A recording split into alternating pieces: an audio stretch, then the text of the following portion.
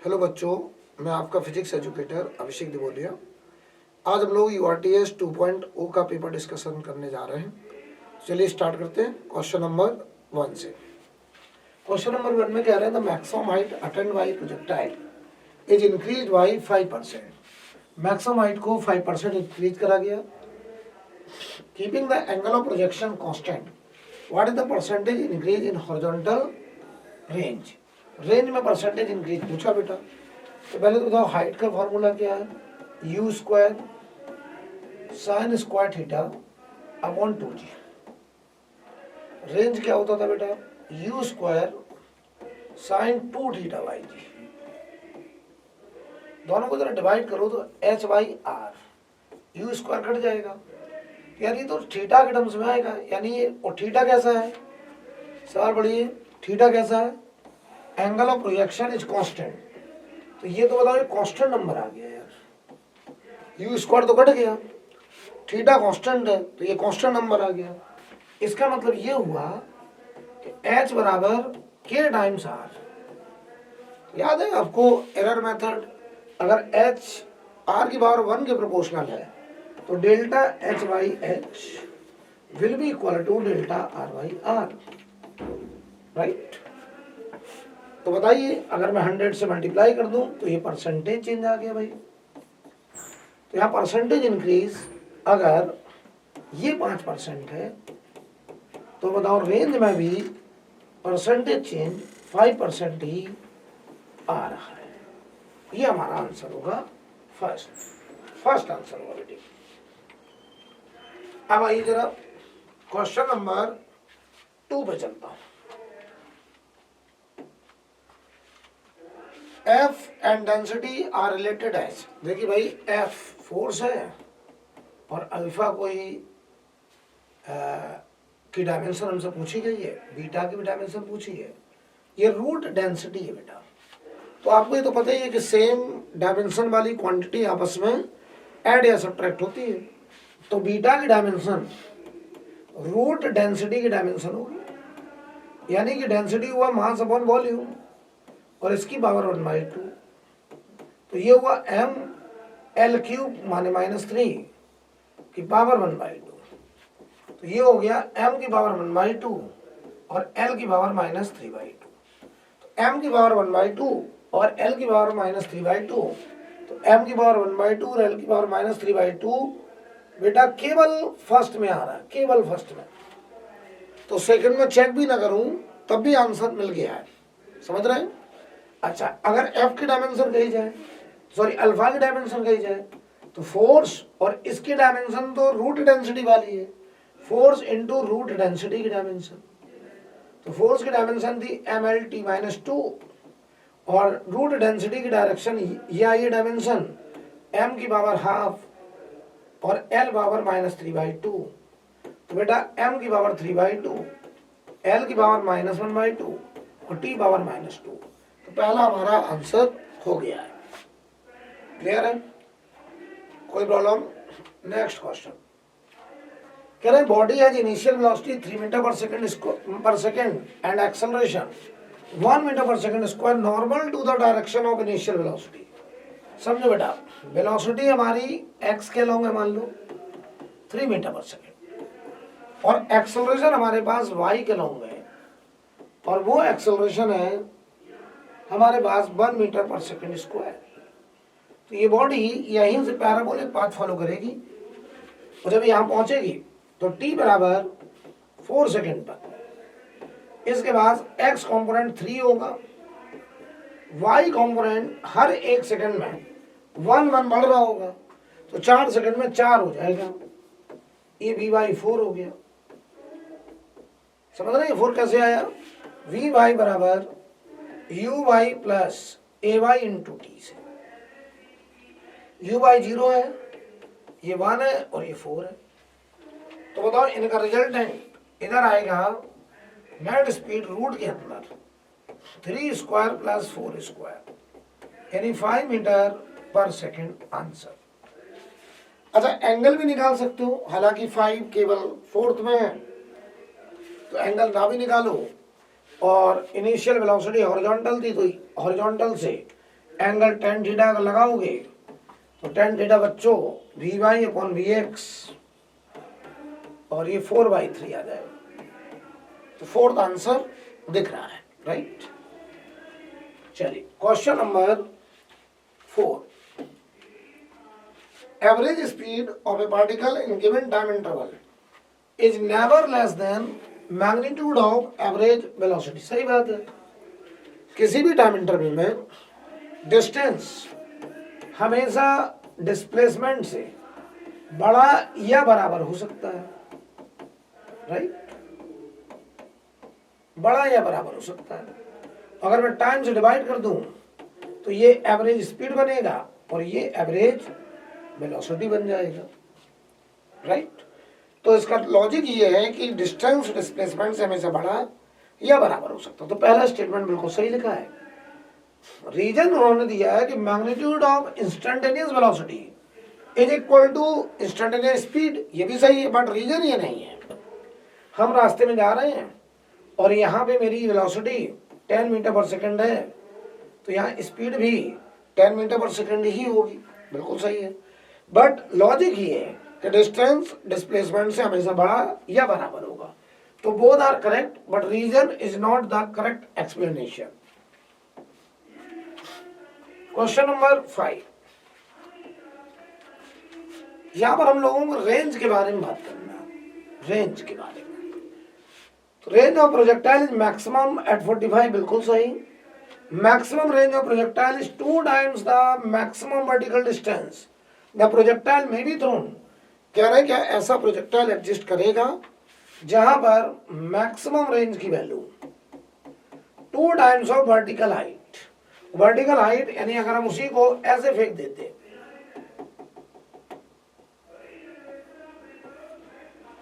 ऐसे फेंक देते, तो ये हाइट आती u²/2g, ये h होता। तो बताओ ये आया u²/g मैक्सिमम रेंज थीटा 45 पे, क्या ये 2 times ऑफ u²/2g है?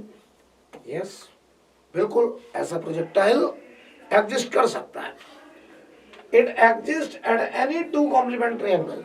क्या रेंज 2 कॉम्प्लीमेंट्री एंगल पे एग्जिस्ट करता है? यस, एक एंगल थीटा और एक 90 - थीटा, या एक 45 डिग्री में जितना कम एंड दूसरा 45 डिग्री में उतना ज्यादा।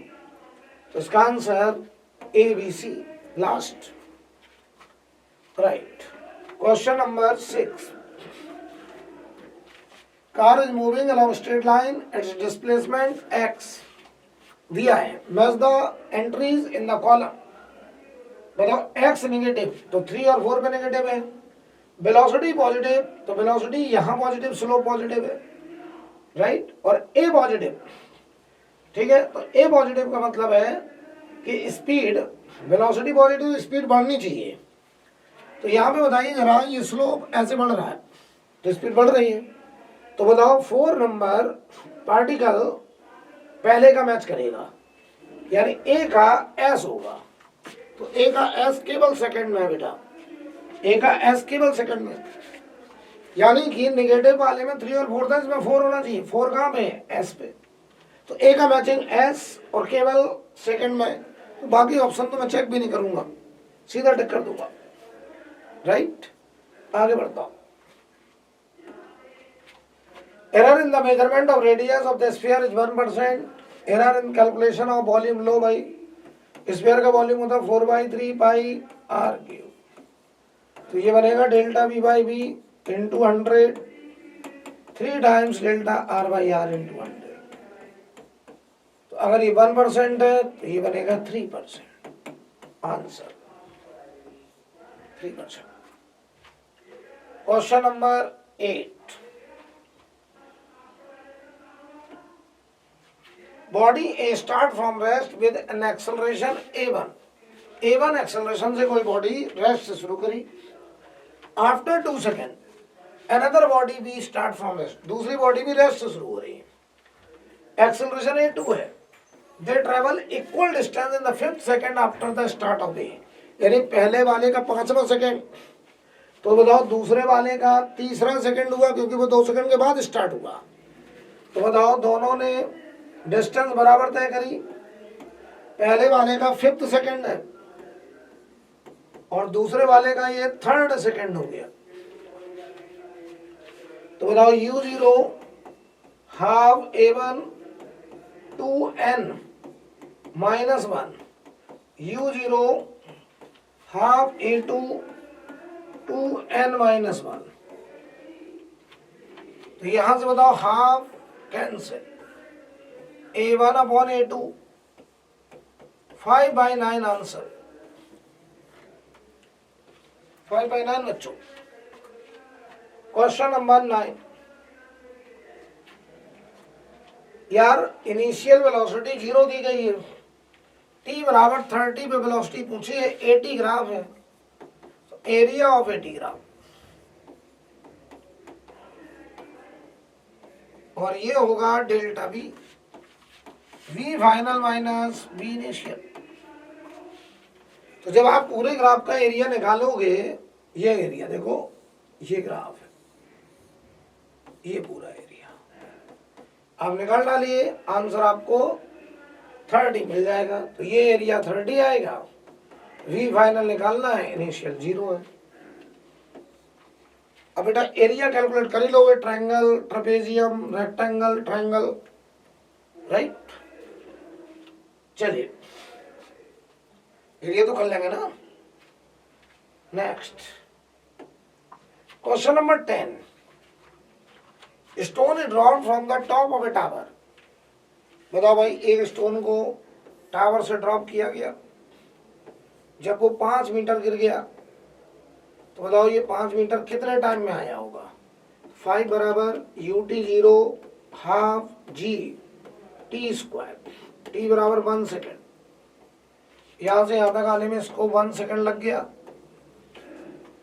अब कह रहे हैं from the top another stone is dropped from a point 25 meter below the top, यहां से 25 मीटर नीचे से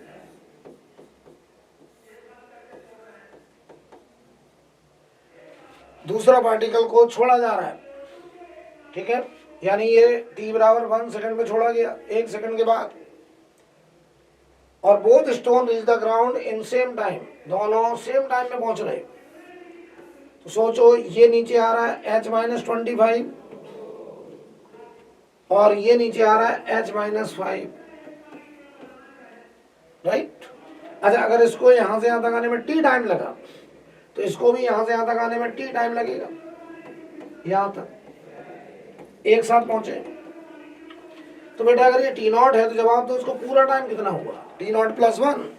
तो ये t0 + 1 में आया पूरा h, तो h बराबर ut0 हाफ g t0 + 1 का स्क्वायर, और ये आया h-25 ut0 half g t0 का स्क्वायर। बेटा इसमें से सब्ट्रैक्ट कर दो, 25 बराबर हाफ जी कॉमन ले लो, t0 + 1 का स्क्वायर माइनस t0 स्क्वायर, ये 5 हुआ, a square minus b square का फॉर्मूला लगा दो, यहाँ 1 बचा, 4 बराबर 2 t0, t0 बेटा आ गया 2 सेकेंड, और t0 अगर 2 सेकेंड आया यानी यहां से यहां तक का टाइम 2 सेकेंड, तो बताओ ये पूरा टाइम 3 सेकेंड, यानी यहां से यहां तक पूरी टावर की हाइट 3 सेकेंड में कवर होगी। तो बताओ मैं रखने जा रहा हूं, यहां पे रख दो, तो h बराबर हाफ जी पूरा टाइम 3 सेकेंड का स्क्वायर, t की जगह t0 की जगह 2 रख दिया, 5 9 45 आंसर 45 मीटर। आगे बढ़ते हैं, क्वेश्चन नंबर 11। क्लियर है बच्चों, ये 11 नंबर पे चलना है। यार यहां पर एक्सेलरेशन का फंक्शन दिया है, t बराबर 1 पर वेलोसिटी दी गई है 3 मीटर पर सेकेंड, t बराबर 4 पे वेलोसिटी पूछी गई है, यानी एक्सेलरेशन से वेलोसिटी पे जाना है अपन को। तो हम इस a को लिखेंगे dv/dt, minus 1/t²। Variable separate करो, dv बराबर t⁻⁻2 dt। ये बेटा differential equation, integration, both side integration, limit t बराबर 1 पर वेलोसिटी 3 और t बराबर 4 पे वेलोसिटी निकालनी है। तो यहाँ इंटीग्रेशन v हुआ, लिमिट 3 से v, माइनस बाहर t⁻⁻1/-1, एक पावर ऐड कर दी बेटा, और ये 1 से 4, ये हुआ 1/t 1 से 4। तो v minus 3 1/4 minus 1, 2 plus 1/4 2.25 answer. Third answer होगा बेटा। आई think clear. Question number 12। A wooden log is dropped from the top of a cliff 100 meter height से। एक लकड़ी का वुडन लॉग ड्रॉप किया जा रहा है 0 वेलोसिटी से under gravity. A bullet is fired from the foot of the cliff। यहां से बुलेट ऊपर फेंकी गई 100 मीटर पर सेकेंड से, 100 मीटर पर सेकेंड से। तो ध्यान दो बेटे, कह रहे दोनों कितने टाइम के बाद हिट करेंगे। तो मान लो टी टाइम में ये दोनों टकराए, तो बताओ टी टाइम में अगर टकराए तो ये आया y1 नीचे, ये गया y2 ऊपर, क्या दोनों ने मिलकर के 100 चला? यस। y1 हुआ ut0 हाफ जी t² और दूसरे का हुआ ut 100t माइनस हाफ जी t² बराबर 100। ये नंबर कैंसिल, t आ गया 1 सेकेंड। 1 सेकेंड के बाद ये दोनों हिट करेंगे। क्वेश्चन नंबर 13 बच्चों। balloon start rising from ground with an acceleration 1.25 after 8 second. तो भाई बताओ, एक बलून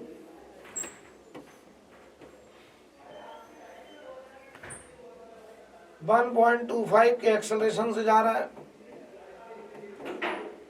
8 सेकेंड में ये यहां पहुंचा।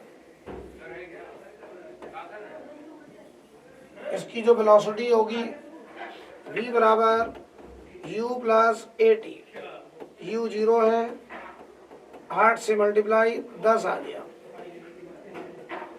10 मीटर पर सेकेंड। हाइट कितना ऊपर गया होगा ऐसे निकाल लेते हैं। तो v² बराबर u0 का square 2 into a 1.25 into h आ गया बेटा 100/2.5, 40 मीटर हाइट ऊपर गया, 40 मीटर हाइट तक ऊपर गया। अब इसने यहां से एक स्टोन को छोड़ा, तो बताओ जो स्टोन छोड़ोगे उसकी इनिशियल वेलोसिटी बलून वाली 10 होगी, क्योंकि ये बलून से अलग हो रहा है। लेकिन अब एक्सेलरेशन बलून का नहीं होगा, क्योंकि बलून के फ्रेम से वो अलग हो गया। अब एक्सेलरेशन ग्रेविटी होगा, 10 की स्पीड, 10 का एक्सेलरेशन 1 सेकंड में 0 होगी। और ये जमीन से हाइट ऑलरेडी 40 है, तो यहां से यहां तक की हाइट लगा दो formula, final velocity square u10 का स्क्वायर माइनस 2gh, एच आगे बेटा 5 मीटर, ये 5 मीटर ऊपर और गया। तो बताओ मैक्सिमम हाइट कितनी हो गई 45 मीटर, 40 ये 5 और गया 45 मीटर, राइट। क्वेश्चन नंबर 14 बच्चों। Person A sitting in one train, ये ए है, 60 से जा रहा है। पर्सन बी 40 से जा रहा है। velocity of B with respect to A, velocity of B with respect to A, तो velocity B minus velocity of A, तो ये हुआ 40I minus 60I minus 20I,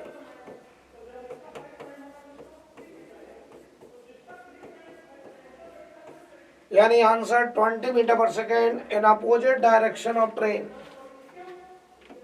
4, क्योंकि ट्रेन अपन ने राइट मानी है और ये लेफ्ट आ रहा है निकल के अपोजिट डायरेक्शन।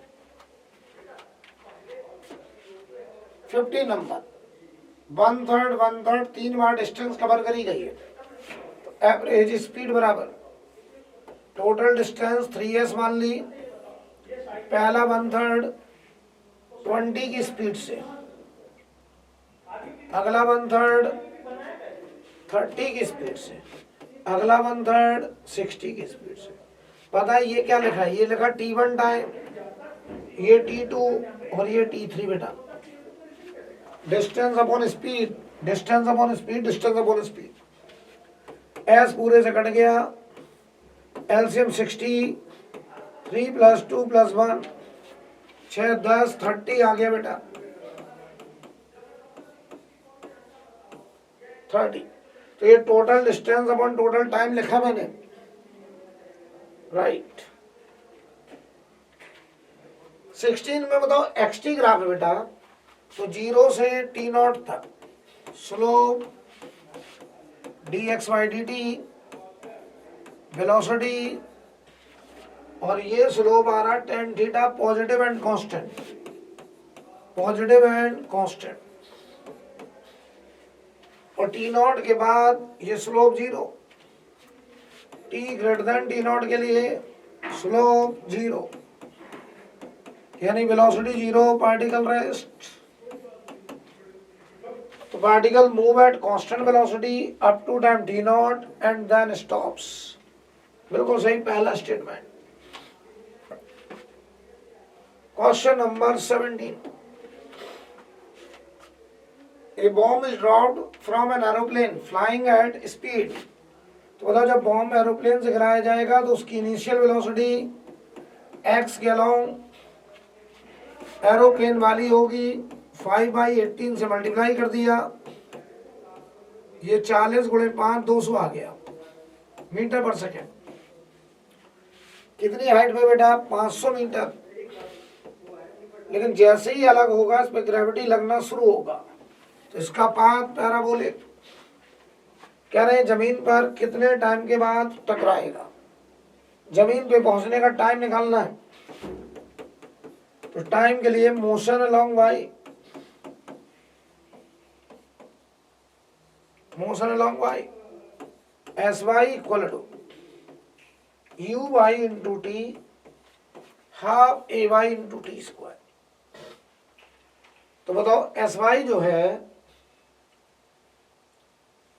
जो SY है वो 500, UY जो है 0, AY ग्रेविटी, तो T² = 100, T आ गया 10 सेकेंड। 10 सेकेंड में ये जमीन पर पहुंच जाएगा। I think clear. Next, ball is release from the top of tower, height h meter. भाई h मीटर हाइट से आपने बॉडी को 0 वेलोसिटी से छोड़ दिया, t सेकंड में ये जमीन पे पहुंच रहा है। तो बताओ पूरे t टाइम में ये h कवर करा, यानी h = ½ gt²। तो कह रहा T/3 सेकंड पर कहा, तो ये मान लो y नीचे आया, टाइम लगा T/3, तो y = ut0 ½ g T/3 का स्क्वायर। ये लिखा देखो बेटा ½ g T²/9 h/9, h/9। तो बताओ भाई, तो जमीन से कितनी हाइट है? 8h/9, 8h/9। पूरे h में से h/9 घटा दो, 8h/9 फ्रॉम ग्राउंड। राइट। बहुत आसान सवाल बेटा। 90 number. Car travel distance 2000 meter, first half distance इतना स्पीड, सेकंड हाफ इतना, एवरेज वेलोसिटी दी है, तो बताओ एवरेज बराबर टोटल डिस्टेंस मैंने 2s मान ली जो कि 2000 है। पहला s चला कितनी स्पीड से, तो s बाई 40, अगला s चला v स्पीड से और एवरेज है 48। ये t1 लिखा है, ये t2 लिखा है।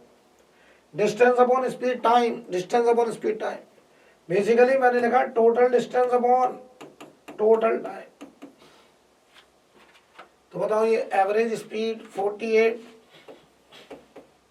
एस कट गया 1/40 1/v। सॉल्व कर लीजिए क्रॉस मल्टीप्लाई करके, तो v की वैल्यू 60 आ जाएगी। अब कैलकुलेशन तो आप कर लेंगे बेटा। चलिए आगे बढ़ते हैं 20th। यार यहां पर क्वेश्चन बड़ो अच्छे से, यूनिफॉर्म एक्सेलरेशन है, यानी ए कांस्टेंट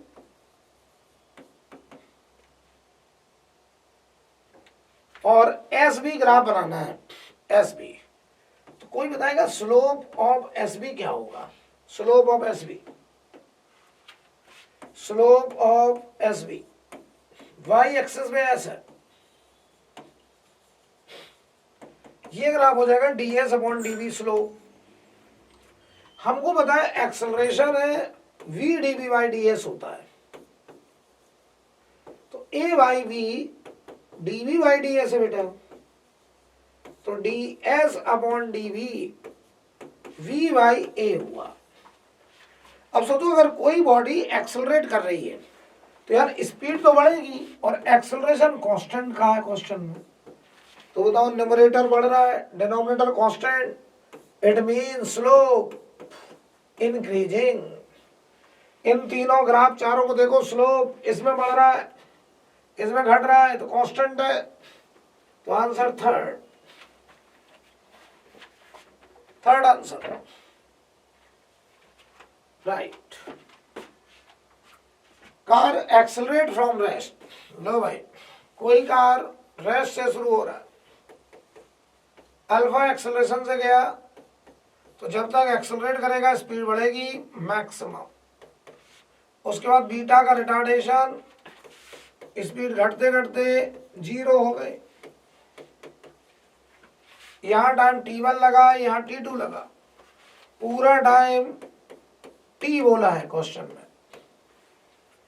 तो बताओ बेटा यहां से यहां तक का टाइम अगर t1 है, लगा दो v बराबर u प्लस ए टी, तो t1 की वैल्यू यहां से देखो v max upon alpha plus t2 बताओ यहां से यहां तक इक्वेशन 0 बराबर v max minus beta into t2, t2 आ गया v मैक्स अपॉन बीटा बराबर t, तो v मैक्स आ गया है alpha beta into T, alpha plus beta, answer fourth answer बच्चों देख लीजिए। Question number 22, in projectile motion vertical velocity of particle decreases continuously during ascending motion, बिल्कुल सही है। ग्रेविटी वर्टिकल कंपोनेंट घटाता है, yes correct. In projectile motion downward constant acceleration is present in particle, बिल्कुल सही है और यही इसका एक्सप्लेनेशन भी है। तो both statement are true, both are true. Gravity ही तो है जो वाई कंपोनेंट को घटा रहा है। यार बहुत बढ़िया सवाल दिया, देखिए हाइट बराबर है, हाइट होती थी u by square by 2g, जैसे आप u साइन थीटा का होल स्क्वायर लिखते थे, u साइन थीटा ही तो u बाई होता था। अगर हाइट दोनों की बराबर तो दोनों के बाई कंपोनेंट बराबर, और अगर बाई कंपोनेंट बराबर तो time of light 2u by g, 2 बराबर g बराबर u बाई बराबर टाइम ऑफ लाइट बराबर दोनों का। अब रेंज देखो, R2 greater than R1, R2 होगा UX2 into time of flight greater than UX1 into time of flight, और टाइम ऑफ फ्लाइट बराबर है, इसका मतलब UX2 greater than UX1। Projection velocity का x कॉम्पोनेंट 2 का ज्यादा है, 1 का कम है बेटा, तो नेट स्पीड रूट के अंदर ux स्क्वायर प्लस uy का स्क्वायर, ux ज्यादा 2 का, uy दोनों का बराबर, तो जिसका ux बड़ा उसी का u भी बड़ा, और वो है सेकंड पार्टिकल, तो टाइम बराबर u2 ज्यादा फोर्थ, सॉरी टाइम बराबर सेकंड टाइम बराबर, आप लोग भी ऐसी गलती करते होंगे एग्जाम में, ये सेकंड होगा बेटा, बराबर नहीं दिख रहा तो इस पर टिक कर दे रहा हूं। चलिए खैर, क्वेश्चन नंबर 24। अरे यार ये तो कुछ सवाल ही नहीं, 2i प्लस 3j, ये 2i ये 3j, तो ये बताओ 2i ये minus 3j, very easy question. 25 which of the following figure represent force of 10 Newton 30 degree east of north, ये नॉर्थ है ये ईस्ट है, 30 डिग्री ईस्ट ऑफ नॉर्थ बोला है, यानी नॉर्थ से 30 डिग्री, यानी नॉर्थ का 30 डिग्री ईस्ट की तरफ, ये है फोर्स, यानी आंसर फर्स्ट, राइट। तो ये बेटा मैंने 25 क्वेश्चन करे, आगे के क्वेश्चन राहुल सर डिस्कस करेंगे। हेलो बच्चों, तो आज हम डिस्कस करेंगे URTS 2.0 का क्वेश्चन नंबर 26। क्वेश्चन नंबर 26 में दिया if a unit vector is represented by इतने then the value of C, कोई यूनिट वेक्टर दिया हुआ a vector equal to 0.5 I cap plus के 0.8 जे कैप प्लस के सी के कैप, तो इसको ऐसे भी लिख सकते हैं 10 5/10 आई कैप प्लस के 8/10 जे कैप प्लस के सी के कैप। यूनिट वेक्टर का जो मैग्नीट्यूड होता है वो इक्वल टू होता है 1, तो रूट में 5/10 का स्क्वायर प्लस के 8/10 का स्क्वायर प्लस के सी स्क्वायर इक्वल टू 1, तो सी स्क्वायर इक्वल टू 1 माइनस के 25/100 माइनस के 64/100 इक्वल टू हो जाएगा 11/100, तो सी स्क्वायर इक्वल टू आ गया 0.11, तो सी इक्वल टू रूट में 0.11, आंसर ऑप्शन सेकंड। अब चलेंगे क्वेश्चन नंबर 27। क्वेश्चन नंबर 27 में कह रहा है two projectiles have the same range are but different maximum heights h1 and h2। तो सबसे पहले क्या करेंगे अपन r और h के बीच में रिलेशन फाइंड करेंगे। r इक्वल टू क्या होता है u square sine 2θ upon g, इसको ऐसे भी लिख सकते हैं u square 2 sine θ cos θ divide में g। h इक्वल टू लिखेंगे u square sine square theta upon 2g, तो h by R by h find करेंगे यहाँ से, तो मिल जाएगा u square 2 sine theta cos theta divide में g इंटू ये, अब h से डिवाइड करें तो u square sine square theta upon 2g, u square से u स्क्वायर चला गया, g से g चला गया, एक साइन थीटा से ये चला गया, तो ये बचेगा 4 कॉट थीटा। अब r इक्वल टू आ गया अपने पास 4h कॉट थीटा। अब देखो रेंज जो बोला है उसने, रेंज सेम है। रेंज सेम कब होगी जब एक थीटा होगा और एक 90 माइनस थीटा होगा, तो r के लिए मैंने मान लिया h1 हाइट के लिए रेंज r है, तो r h1 cot थीटा। जब 90 माइनस थीटा होगा तो तब भी रेंज सेम दिए, तो r equal to 4h2 cot 90 minus theta. ठीक है, इसको इक्वेशन 1 दे दिया, तो r इक्वल टू हो जाएगा 4h2 tan थीटा। तो इन दोनों इक्वेशन का क्या कर देंगे, मल्टीप्लाई, तो क्या थीटा हट जाएगा, तो h1 h2 का रिलेशन मिल जाएगा। तो r square equal to 4h1 cot theta into 4h2 tan theta. तो r स्क्वायर इक्वल टू हो जाएगा 16h1 h2 cot theta into tan theta होता है 1, क्योंकि ये हो जाएगा cos अपॉन साइन और ये हो जाएगा साइन अपॉन cos, साइन से साइन हट जाएगा, cos से cos हट जाएगा। अब क्वेश्चन नंबर 28 पे चलते हैं। क्वेश्चन नंबर 28 में दिया है the equation of motion of a projectile is इतनी। इक्वेशन ऑफ मोशन दी हुई है अपन को, तो y equal to 12x minus के 3y 4x स्क्वायर। अब देखिएगा, जैसे कोई प्रोजेक्टाइल है, ये इस तरीके से हुआ है, ठीक है।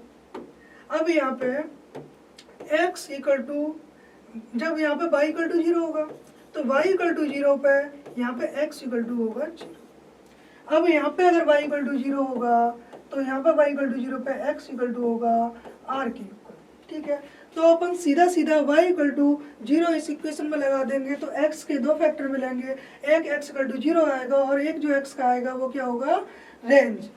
तो रेंज के लिए अपन y इक्वल टू 0 लाएंगे, तो 0 इक्वल टू 12x माइनस के 3y 4x square. x common ले लिया मैंने यहाँ से, तो 12 माइनस के 3y 4x इक्वल टू 0। तो एक फैक्टर x इक्वल टू 0 आ गया और दूसरा फैक्टर इसका आ जाएगा 12 माइनस के 3y 4x इक्वल टू 0। तो x इक्वल टू आ जाएगा यहाँ से 60 मीटर। तो ये वाला जो x होगा वही क्या होगा, रेंज। तो r इक्वल टू आ गया 16 मीटर, ठीक है। ऑप्शन क्वेश्चन नंबर 29 में गिवन है a projectile is given an initial velocity, आपको u दे दिया है, u equal to i cap plus k two j cap. The Cartesian equation of its path is, तो कार्टेशियन इक्वेशन पूछिए। Cartesian equation क्या होती है, y equal to x tan theta minus के gx square upon 2u square cos square theta. अब देखो tan theta मिल जाए और u तो गिवन है ऑलरेडी, और cos थीटा मिल जाए, तो अपन इक्वेशन बहुत ही आसानी से निकाल सकते हैं। तो u इक्वल टू यहाँ से निकाल देंगे, u इक्वल टू आ जाएगा u इक्वल टू रूट में 1 का स्क्वायर प्लस के 2 का स्क्वायर इक्वल टू रूट 5। अब इस इक्वेशन से tan थीटा निकल आएगा, tan theta equal to u y upon u x equal to 2y1। अगर ये 2y1 दिया हुआ है तो ये थीटा होगा और ये परपेंडिकुलर होगा और ये बेस होगा, ठीक है। तो cos थीटा निकालने के लिए cos theta equal to base upon hypotenuse, hypotenuse का 5 होगा तो 1/√5। अब यहाँ पे लगा देंगे y equal to x tan theta equal to 2 दे दिया है माइनस g की value 10 x square upon 2 u square की वैल्यू √5 का स्क्वायर, cos थीटा की वैल्यू 1/√5 का स्क्वायर। इससे ये कैंसिल, तो y equal to 2x minus के 2 से 5 टाइम्स जाएगा तो 5x square, y equal to 2x minus के 5x square. Question number 30, question number 30 में दिया a ball rolls off the top of staircase with a horizontal velocity u if the steps are h meter high and b meter wide the velocity, ठीक है।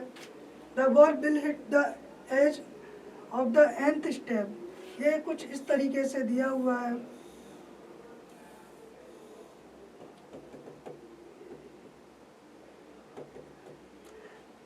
इसकी जो height दी है वो दी है h, और विड्थ दी है वो दी है b।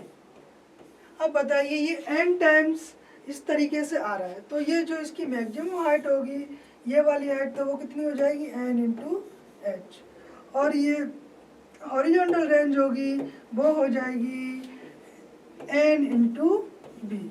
ठीक है, अब अपन को निकालना है n, तो यहाँ से निकालिए। इसकी u ऑफ y 0 दे दी है, u ऑफ x दे दिया है u, और u of y equal to 0।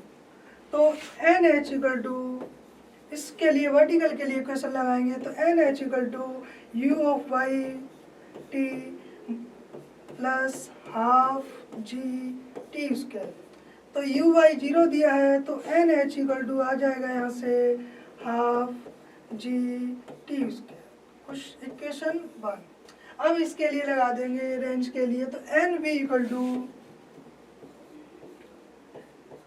इसके लिए इनिशियल वेलोसिटी दे दी है u x equal to u, तो यू एक्स इंटू टी, तो u x equal to u दे दिया, तो यू इंटू टी। यहाँ से टी इक्वल टू निकाल सकते हैं, t equal to n v upon u. ये टी की वैल्यू यहाँ पे लगा देंगे, एन की वैल्यू आ जाएगी, तो लगाते हैं। तो एन इधर कर दे रहा हूँ,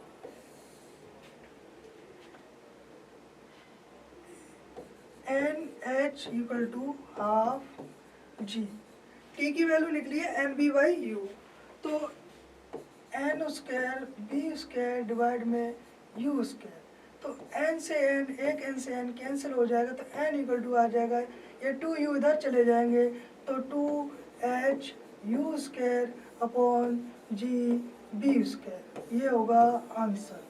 2h u square, 2h u square upon g b square. Third question number 31। A man can swim in still water with a speed 2 meter per second if he want to cross a river of water current speed। Water current की speed दे दी है और shortest path के लिए निकालना है। तो ये मैंने मान लिया इधर जा रहा है वाटर, और इधर मैंने माना कि मैन जा रहा होगा वो इधर जाना चाहता होगा, इधर जाएगा तभी तो ये शॉर्टेस्ट पाथ पे जाके पहुंचेगा। तो मैंने मान लिया ये किसी एंगल थीटा पे यहाँ से निकलेगा, किसी एंगल थीटा पे निकलेगा, तो इसकी वेलोसिटी मैंने मान ली बी ऑफ एम, तो इसका ये वाला कंपोनेंट हो जाएगा b of m sine theta, और ये वाला कंपोनेंट हो जाएगा b of m cos theta. अगर इसको जस्ट अपोजिट पॉइंट पर जाना होगा तभी शॉर्टेस्ट पाथ होगा। जस्ट अपोजिट पॉइंट पर जाने के लिए जो ये वाली वेलोसिटी है वो इस वेलोसिटी के बराबर होनी चाहिए, ये एक दूसरे को कैंसिल कर देंगे, तब जाके ये इसको बीच में कोई अड़चन नहीं आएगी और ये सीधा शॉर्टेस्ट पाथ पर चला जाएगा। तो इसका b m sine theta equal to होना चाहिए वेलोसिटी ऑफ डब्ल्यू। तो रूट बी ऑफ एम दे दिया 2 मीटर पर सेकंड, तो 2 sine theta equal to root 3, तो साइन थीटा इक्वल टू आ जाएगा रूट 3/2, तो थीटा इक्वल टू आ जाएगा 60 डिग्री। अब बताइए जो मैंने थीटा माना है ये होगा 60 डिग्री, और ये टोटल एंगल कितना होगा? टोटल एंगल होगा 60 प्लस 90 इक्वल टू 150 डिग्री। अब देखिएगा इसका option at an angle 150 degree to the water current, water current से 150 पे जाएगा तब जाके सीधा पहुंचेगा। तो ऑप्शन से direction at speed of 2 meter पर second which cause the rain to fall at some angle with the vertical with what velocity should a cyclist drive so that the rain appears vertical to him। मैंने माना कि इधर है north, इधर है south, इधर है ईस्ट और इधर है वेस्ट। अब देखिएगा जो रेन है वो अभी ऐसी जा रही है इनिशियली, जब कोई विंड वगैरह कोई इफेक्ट नहीं करेगी तो वर्टिकली आ रही है, कोई दिक्कत नहीं। जैसे ही विंड इधर की तरफ फ्लो करने लगेगी तो इस वी ऑफ एंड मान ली, तो ये जो रेन है वो किसी एंगल पे चली जाएगी, ठीक है, थीटा पे। अब बताइए, अब क्वेश्चन में कह रहा है कि यहाँ पे कोई साइकिलिस्ट है तो उसकी वेलोसिटी किधर होनी चाहिए और कितनी होनी चाहिए। तो मैंने साइकिलिस्ट की वेलोसिटी मान ली BC मैंने इधर चला दिया, मुझे नहीं पता किधर चलेगा। अब ये बताइए, ये ऑलरेडी वर्टिकल आ रही थी और उसमें पूछा है कि किधर चले कि वर्टिकल उसको अपीयर हो। तो ऑलरेडी वर्टिकल आ रही थी, इसकी वजह से ये अफेक्टेड हुई, तो ये किसी एंगल पर चलेगी।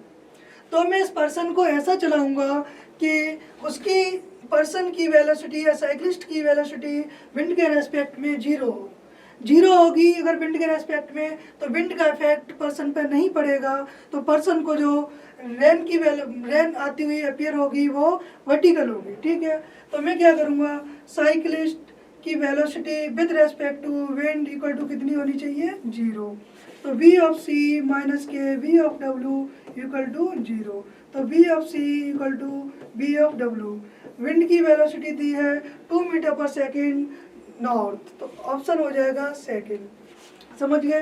एक्चुअली वो कह रहा है ऑलरेडी ये वर्टिकल आ रही थी और जैसे ही विंड आई तो ये किसी एंगल पे इधर की तरफ चली गई। ठीक है,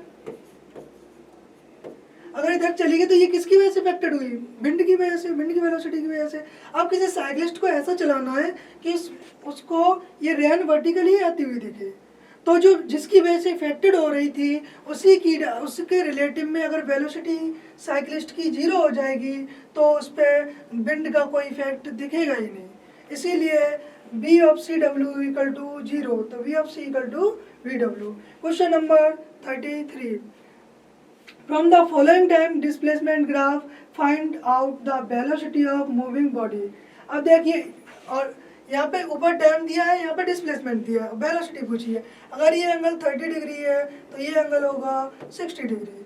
तो यहाँ पे अपन कर सकते हैं, ये भी डिस्प्लेसमेंट होगा, तो ये हो गया डिस्प्लेसमेंट। तो tan 60 degree equal to angle के सामने की साइड परपेंडिकुलर, तो परपेंडिकुलर हो जाएगा डिस्प्लेसमेंट अपॉन टाइम। तो डिस्प्लेसमेंट अपॉन टाइम होता है वेलोसिटी। तो velocity equal to tan 60 degree equal to √3 meter पर सेकेंड। ऑप्शन थर्ड सही हो जाएगा। Question number 34, a particle is moving in XY plane such that x दे दिया है, y दे दिया है, the acceleration of particle is x equal to जो अपन को गिवन है वो है x equal to b 2t plus के साइन 2t।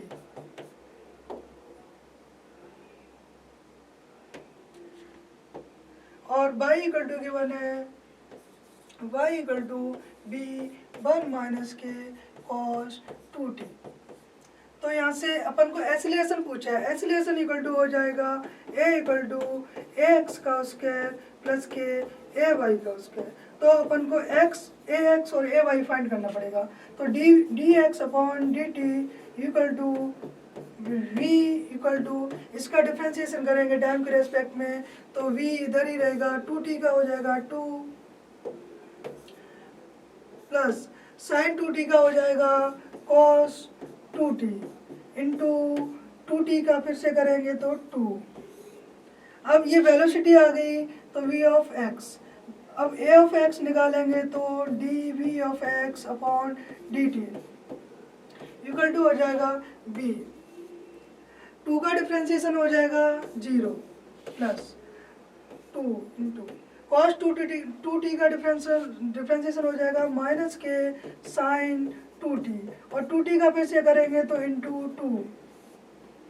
तो x इक्वल टू आ जाएगा 4b साइन 2t, ये आएगा माइनस में। अब इधर निकालेंगे अपन v of y equal to हो जाएगा dy बाई dt। तो v का v ही रहेगा, 1 का 0 हो जाएगा, माइनस के cos 2t का हो जाएगा माइनस के sin 2t इंटू 2। तो इसका 0 minus minus plus sin 2t into 2, और ए ऑफ वाई निकालेंगे तो d v of Y equal to हो जाएगा 4b cos 2t। तो ए नेट निकल आएगा अपना रूट में 4b sin 2t का स्क्वायर 4b sin 2t का स्क्वायर प्लस के 4b cos 2t का स्क्वायर। तो equal to 4b upon common ले लेंगे तो 4b बाहर आ जाएगा रूट से, रूट में साइन स्क्वायर 2t प्लस के cos square 2t, sine square theta plus के cos square theta equal to 1। तो ए नेट इक्वल टू आ जाएगा 4b, आंसर फर्स्ट ऑप्शन हो जाएगा।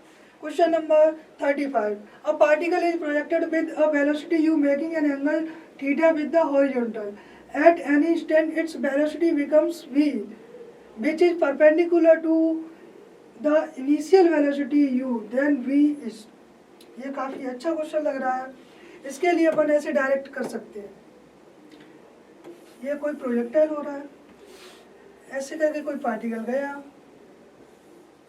तो मैंने माना इसमें गिवन है कि इनिशियल वेलोसिटी वो कितनी दी है u, तो ये u हो जाएगा। किसी एंगल थीटा पे प्रोजेक्टाइल किया है। अब किसी टाइम t पर इसकी जो वेलोसिटी है वो v दे दी गई है और बोला गया है कि जो ये v वेलोसिटी है वो परपेंडिकुलर है इनिशियल वेलोसिटी के। तो इनिशियल वेलोसिटी के परपेंडिकुलर है तो कुछ इस तरह होगी, तो यहाँ पर एंगल बनेगा 90 डिग्री। ठीक है, अब बताइए अगर इसको मैं थोड़ा सा और आगे बढ़ा दूं तो ये हो जाएगा 90 माइनस थीटा। तो अगर मैं इसको इस ऐसे कर दूं, अब बताइए अगर ये 90 माइनस थीटा है तो ये बन रहा है एक ट्रायंगल, तो ये हो जाएगा थीटा और ये वाली वेलोसिटी दी हुई है अपन को v, ये v दी है तो ये वाला कंपोनेंट v cos थीटा और ये वाला कंपोनेंट v sin थीटा। बताइए इधर इनिशियल क्या हो रहा होगा u cos थीटा। अब बताइए पूरे प्रोजेक्टाइल में जो हॉरिजॉन्टल वेलोसिटी होती है वो हमेशा सेम रहती है, तो इनिशियल हॉरिजॉन्टल वेलोसिटी कितनी इधर दे दी है u cos थीटा, तो u cos theta equal to इस ये वाली हॉरिजॉन्टल वेलोसिटी इसके बराबर होनी चाहिए, ये है v sin थीटा। तो v इक्वल टू हो जाएगा u cos थीटा डिवाइड में sin थीटा, तो v equal to u cot theta. ये आ गया ना, यहाँ पे किसी इनिशियल वेलोसिटी v मैंने मानी, यहाँ पे किसी टाइम t पे v वेलोसिटी है, क्वेश्चन में गिवन है कि ये इसके परपेंडिकुलर है तो मैंने ये आगे बढ़ाया। ये अगर थीटा है तो ये 90 है तो ये हो जाएगा 90 माइनस थीटा ये वाला एंगल, और अगर ये वाला एंगल 90 माइनस थीटा है तो ये थीटा। ये वेलोसिटी v है तो v का हो जाएगा ये v cos थीटा और ये v sin theta. Horizontal component दोनों सेम होने चाहिए, तो v sin theta equal to u cos theta. तो यहाँ से आंसर आ जाएगा, इसका आंसर हो जाएगा u cot theta, option 4। Question number 36, a ball of mass m1 and another ball of mass m2 are dropped from equal height।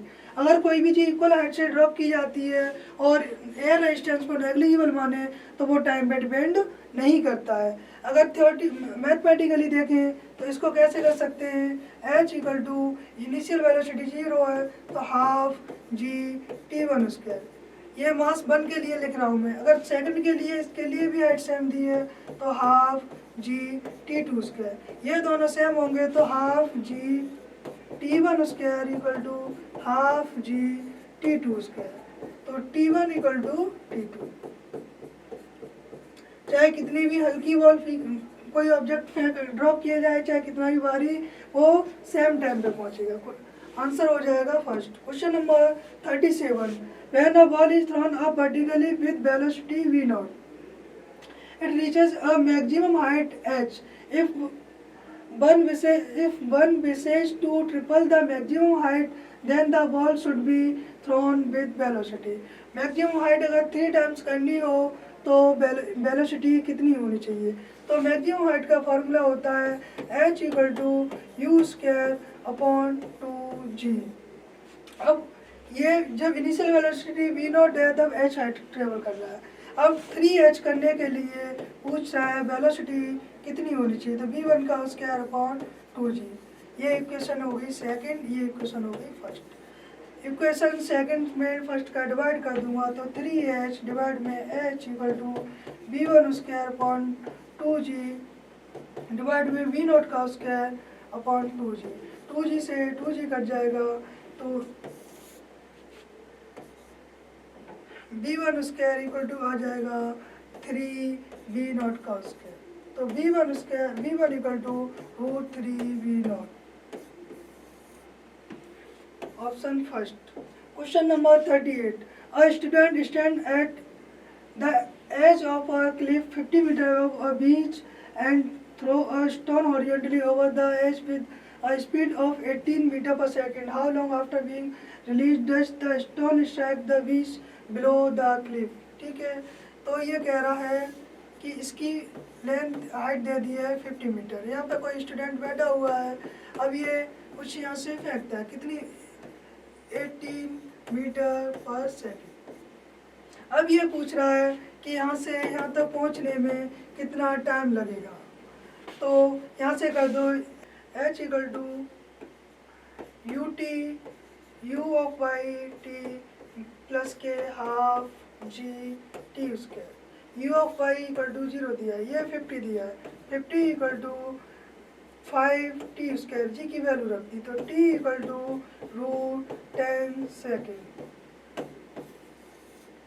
ठीक है। Question number 39। A projectile thrown with an initial speed u and angle of projection 15 degree to the horizontal has a range r. If the same projectile is thrown at an angle of 45 degree to the horizontal with speed 2u। ठीक है, initially कह रहा है कि कोई projectile है, पहले तो रेंज का फॉर्मूला लिखते हैं। रेंज इक्वल टू होता है u square sine 2 theta upon G. जब 30 डिग्री के लिए कह रहा है तब रेंज दे दी है उसने, मान ली उसमें गिवन है आर। अब पूछा जब 45 डिग्री होगा तो रेंज कितनी होगी, तो R equal to u square sine 2 into 15 divide by g equal to हो जाएगा यू स्क्वायर अपॉन 2g। अब r2 के लिए निकालेंगे तो u स्क्वायर, वेलोसिटी दे दिया उसने 2u, तो यहाँ पे लगाएंगे 2u का स्क्वायर साइन थीटा दे दिया 45, तो 2 इंटू 45 डिग्री डिवाइड में g। तो ये r2 इक्वल टू हो जाएगा 4u स्क्वायर साइन 90 हो जाए, साइन 90 की वैल्यू होती है 1, तो 4u square upon g, 4u square upon g.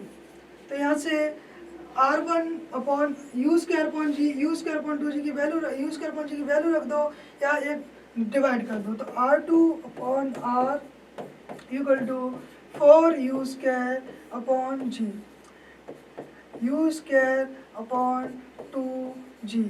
तो r2 इक्वल टू हो जाएगा यू स्क्वायर से यू स्क्वायर चला गया, जी से जी चला गया, 8r। ऑप्शन नंबर थर्ड सही होगा इसका। Question number 40।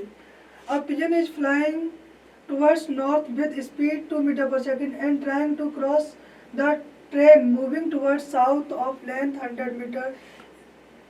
If speed of train is 23 meter per second, then pigeon will cross the ये लेंथ ऑफ ट्रेन, ये लेंथ दे दी है 100 मीटर, ये जा रही है पिजन के अपोजिट डायरेक्शन। इसकी मैंने वेलोसिटी इसमें गिवन है u of train equal to 23 metre पर सेकेंड। अब यहाँ पे कोई पिजन है, चलो इसको मान ले रहा हूँ। अब ये जा रहा है इधर अपोजिट डायरेक्शन में 2 मीटर पर सेकेंड। अब ये कह रहा है कि इसको यहाँ से यहाँ तक क्रॉस करने में कितना टाइम लगेगा, तो यहाँ से यहाँ तक क्रॉस करेंगे करना होगा तो रिलेटिव वेलोसिटी हो जाएगी p with respect to train equal to हो जाएगा 25, ठीक है। अब बताइए रिलेटिव डिस्टेंस हो जाएगी 100 मीटर,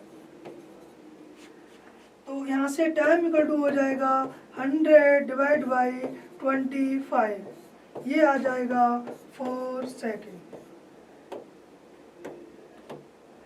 ऑप्शन नंबर थर्ड सही होगा। Question number 41, if force F, velocity v and time are taken as fundamental units, then the dimension of mass are F equal to होता है ma, या फिर लिख सकते हैं m dv अपॉन dt। तो अगर इसकी यूनिट में लिखेंगे तो F equal to unit of mass dv, तो dv का v कर देंगे क्योंकि फंडामेंटल माना है, अपॉन t। तो मास का हो जाएगा इक्वल टू F, ये t है, तो F v inverse t, F v inverse t। Option number 4 सही हो जाएगा। Question number 42, velocity time curve for a body projected vertically upward is. अब जब वेलोसिटी और एक्सीलरेशन दोनों एक ही लाइन में होते हैं तो पाथ होता है स्ट्रेट लाइन, और जब 90 डिग्री पे वेलोसिटी और फोर्स या फिर वेलोसिटी और एक्सीलरेशन जब 90 डिग्री पे होते हैं तब पाथ होता है सर्कुलर मोशन, और यहाँ पे पाथ होगा straight line. Option number 4। Next question, question number 43, a 150 meter long train is moving with a uniform velocity of 45 km per hour. The time taken by the train to cross a bridge of 850 meter is। कोई train दे दी है, इस train की length दे दी है 150 metre. अब कोई bridge है, उसकी लेंथ दे दी है 850 मीटर। अब पूछ रहा है कि इसको क्रॉस करने में कितना टाइम लगेगा। तो जब यहाँ से यहाँ तक ये चलेगा तो इसको टोटल डिस्टेंस जो चलनी पड़ेगी वो s इक्वल टू हो जाएगा 850 प्लस के 150 इक्वल टू हो जाएगा 1000 मीटर। और इसमें गिवन है वेलोसिटी ऑफ ट्रेन कितनी दे दी है 45 किलोमीटर पर आवर। तो वेलोसिटी ऑफ ट्रेन 45 किलोमीटर पर आवर दी है, इसको मीटर पर सेकंड में कन्वर्ट करेंगे तो 5/18 का मल्टीप्लाई करेंगे, इससे ये करेंगे तो ये 25/2 आ जाएगा। स्पीड दे दी, डिस्टेंस दे दी, तो टाइम इक्वल टू हो जाएगा डिस्टेंस अपॉन स्पीड। तो 1000 डिवाइड बाई 25 इंटू 2 हो जाएगा, ये 40 टाइम्स। तो टाइम इक्वल टू आ जाएगा 80 second. Question number 44, figure given shows the distance time graph of the motion of a car if follows from the graph that the car is x equal to, इसकी equation भी दे दी है x equal to 1.2 t square. अब इसमें पूछा है at rest in uniform motion, in uniform acceleration, non uniform acceleration. तो अपन क्या करेंगे, सबसे पहले वेलोसिटी निकाल लेंगे। वेलोसिटी इक्वल टू हो जाएगा dx अपॉन dt, ये हो जाएगा 2.4 t। मतलब वेलोसिटी है ये रेस्ट पे नहीं है, तो पहला हो गया गलत। अब एक्सीलरेशन निकालेंगे तो a इक्वल टू हो जाएगा dv upon dt equal to हो जाएगा 2.4 मीटर पर सेकेंड स्क्वायर। यहाँ से देख सकते हो ये गलत हो जाएगा क्योंकि ये चल रहा है वेलोसिटी इसके पास है इन यूनिफॉर्म मोशन और in non uniform acceleration. Uniform accelerator uniform motion नहीं है क्योंकि एक्सीलरेशन आ गया, और नॉन यूनिफॉर्म मोशन भी नहीं है क्योंकि एक्सीलरेशन कांस्टेंट है। ऑप्शन नंबर 4 सही हो जाएगा, uniform acceleration. Question number 45, the position x of a particle varies with time t h x equal to a t square minus के v t क्यूब। तो x का इक्वेशन दे दिया है a t स्क्वायर माइनस के v t cube. अब पूछा था acceleration of the particle will be 0 at time t। अब पूछा किस टाइम पे एक्सीलरेशन 0 होगा, तो अपन क्या करेंगे, एक्सीलरेशन निकाल के उसको 0 के इक्वल कर देंगे। तो सबसे पहले निकालेंगे एक्सीलरेशन, तो dx upon dt velocity equal to हो जाएगा 280 माइनस के 3bt स्क्वायर। अब एसिलेशन के लिए करेंगे dv/dt, ये हो जाएगा 2at का हो जाएगा 2a माइनस के 6bt। अब कह रहा है कि वो टाइम बताना है जब एसिलेशन 0 है, तो टाइम फाइंड करने के लिए एसिलेशन 0 के इक्वल कर देंगे। तो 2a माइनस के 6bt इक्वल टू 0। तो यहाँ से t इक्वल टू आ जाएगा 2a/6b। तो t इक्वल टू हो जाएगा 3 टाइम से कट जाएगा तो a/3b। इसका ऑप्शन 3 सही हो जाएगा। Thank you.